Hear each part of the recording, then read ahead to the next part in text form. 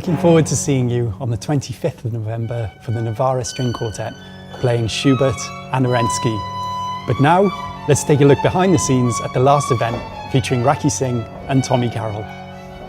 When I'm rehearsing, I like to tell Thomas what to do. No. At first we played quite a bit just to really get inside the spirit of the music, and then we started to go into a lot more detail and decide what characters we wanted for the different sections.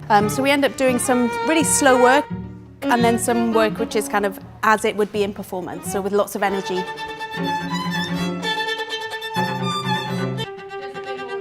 There's a section in the Honegger which actually sounds quite like Kodály. It's quite gypsy-like. It's in the third movement, so do look out for that. I'm sure it'll be very recognisable. The violin gets a crazy gypsy cadenza, and then later on the cello also has the same. So it's a bit like Tommy and I have to try and outdo each other a little bit.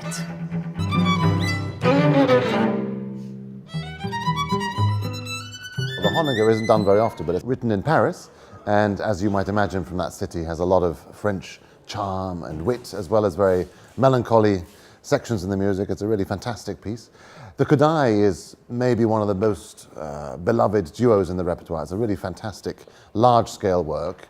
And even though it's only two instruments playing, it really sounds like a whole quartet at times. Kodály has this wonderful way of using both of the instruments in a very dramatic sense. The cello has often four-note chords, as well as very vibrant melodies, and the violinist also has a lot of notes to play.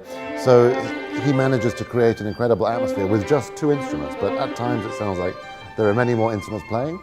But then you also get this wonderful contrast where you get these two lonely voices, if you like, side by side in this very intimate setting of just two instruments. So it's a really fantastic piece. And of course, always with Kodály, this sense of Hungarian folk music. He takes us to some wonderful worlds, especially in the last movement. There's a very exciting passage where the music really takes off, and there's a big climax right before the end and very celebratory end. So it's a real tour de force, I think, for this combination of instruments.